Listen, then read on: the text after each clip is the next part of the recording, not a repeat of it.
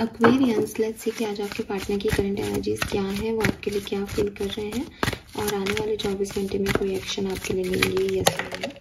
Alright, so we have breakthrough का card, लेकिन मैं इस कार्ड को भी नहीं ले रही हूँ बिकॉज शफलिंग कंप्लीट नहीं थी। Please universe, please divine power, please spirit guides, please give me the accurate message which I know my higher good. Thank you so much, thank you. We have totality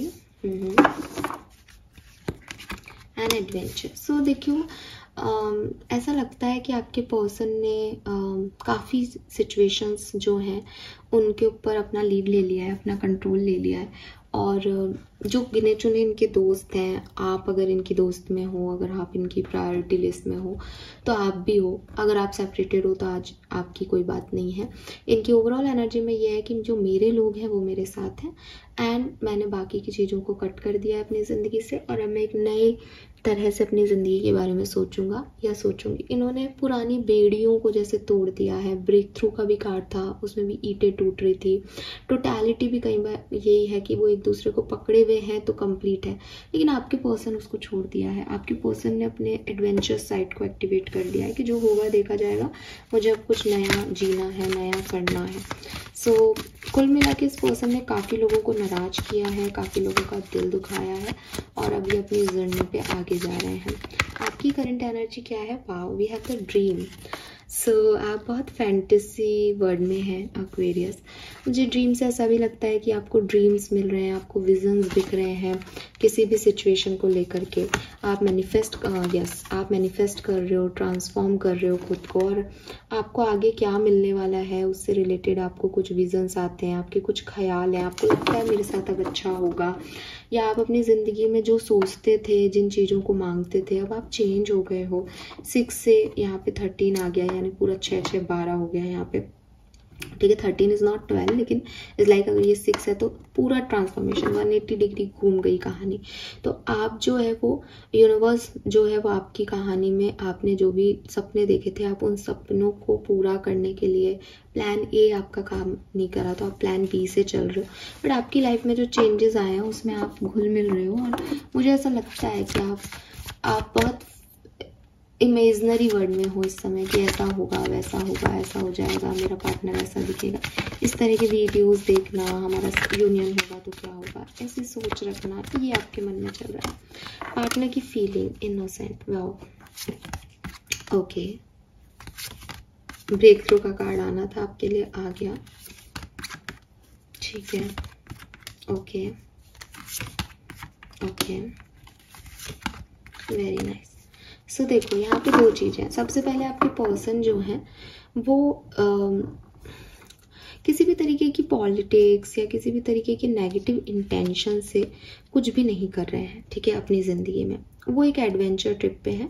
जो भी उनको ऐसा लगता था कि इस चीज़ को रोक लूँ होने से, इन लोगों को जाने से रोक लूँ, जिस भी चीज़ में उनको लगता था कि इन पे मैं डिपेंड हूँ, उन्होंने उन सारी लोगों को जाने दे रहे हैं, ठीक है। उनके ऊपर फोकस नहीं कर रहे हैं, वो सिर्फ अपने ऊपर फोकस कर रहे हैं और अपनी ज़िंदगी में वो सिर्फ ये चाहते हैं कि वो एक अच्छी जगह पहुँच पाए, जो शायद आप भी चाहते हो, मैं भी चाहती हूँ। और डेफिनेटली ये पर्सन का भी एक आउटलुक यही है कि मैं इन लॉक्स को खोलूँ, इन दरवाज़ों को खोलूँ। अगर ये खुल नहीं रहे, मुझे कोई रोक रहा है तो मैं तोड़ दूँ इन दरवाज़ों को, लेकिन मैं वहाँ चला जाऊँ जहाँ मुझे पहुँचना है। ये शब्द उन लोगों के लिए बहुत अच्छे लग रहे होंगे जो लोग अभी साथ में हैं, बिकॉज आपके पर्सन इज़ लाइक कि अगर इनकी फैमिली नहीं मान रही है तो आपसे कहने वाले हैं आज के दिन कि मैं तुमसे भाग के शादी कर लूँगा, तुम मेरे साथ भाग जाओ, मेरे को अपने परिवार की चिंता नहीं। इनका लिटरली आउटलुक ये है कि मेरे को अब किसी पे डिपेंड नहीं होना, ये मेरी ज़िंदगी है, अगर इसमें कोई रिस्क भी है तो मैं लूँगा, मैं प्यार करता हूँ सामने वाले से। तो आपके पर्सन मुझे ऐसी एनर्जीज में नहीं दिख रहे, बहुत पॉजिटिव एनर्जी में है, बट ये इस एनर्जी में नहीं है कि मैं तुम्हारे साथ भाग जाऊँगा या तुम्हें भगा लूँगा, लेकिन ये इस एनर्जी में ज़रूर है कि मैं एक रिस्क लेने को तैयार हूँ। अगर मम्मी पापा नहीं मान रहे तो मैं उनसे बात करूँगा, मैं उनको मनाऊँगा, लेकिन मैं शादी नहीं करूँगा, मैं उनको कैसे परेशान कर दूँगा, लेकिन मुझे तुम चाहिए। आप दोनों के बीच की अंडरस्टैंडिंग बहुत बढ़ रही है आज के दिन, ठीक है। लेकिन अगर आप सिजोफ्रेनिया के कार्ड को देखोगे, आप देखोगे कि वो बीच में लटका हुआ है, और आप टोटैलिटी के कार्ड को देखोगे तो लोगों ने एक दूसरे को पकड़ के सेम सिचुएशन क्रिएट की हुई है।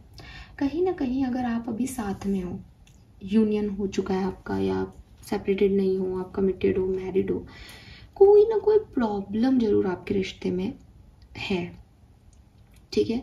जिसको ये पर्सन अनदेखा कर रहे हैं, इन्हें लग रहा है कि मैं छोड़ दूंगा पर मैं ये कर लूंगा, मैं वो कर लूंगा, लेकिन ये कहीं ना कहीं एक ड्रीमी एनर्जी है। सीजोफ्रेनिक जो पेशेंट होते हैं वो अपने इल्यूजन्स में रहते हैं, तो हो सकता है इनको लग रहा है कि मेरा सपोर्ट सिस्टम ये बन जाएगा, ये व्यक्ति मेरा साथ देगा, लेकिन वो आप लोगों का रिश्ते में साथ नहीं देगा।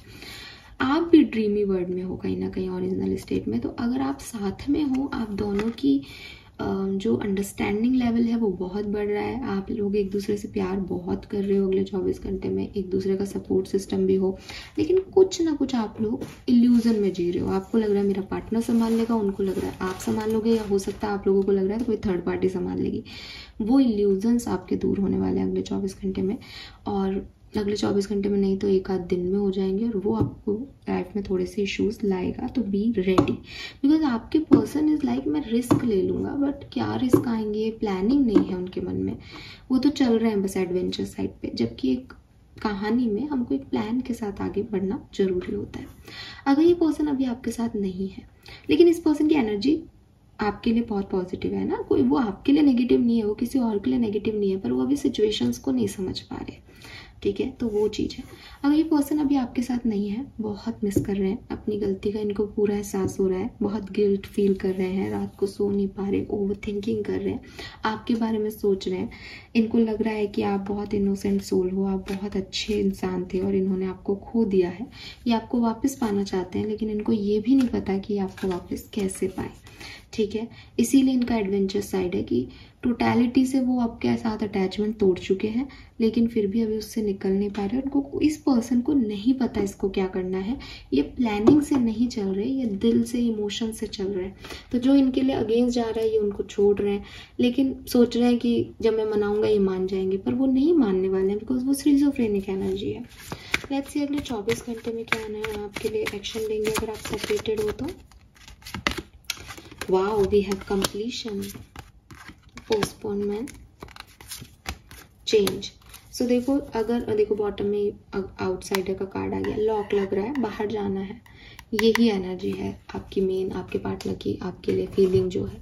सो एक्वेरियस, मैं ये कहूँगी कि अगले 24 घंटे में एक्शन चांस कम है, ठीक है, लेकिन कंप्लीशन की एनर्जी है। या तो ये पर्सन आपको बिल्कुल भूल जाएंगे और अपनी लाइफ में आगे बढ़ जाएंगे, बिकॉज ये इनका स्टेट अभी वही है, ठीक है। तो सेपरेटेड हो और ये सब कुछ छोड़ के अपने एडवेंचर साइड पे बढ़ रहा है, तो हो सकता है कि आज अगले 24 घंटे में ये आपके साथ भी अपने रिश्ते का कंप्लीशन कर दें कि अब तुमसे कुछ नहीं चाहिए, तुम अपने रास्ते, मैं अपने रास्ते। तो एक कंप्लीशन आपको मिल जाएंगे।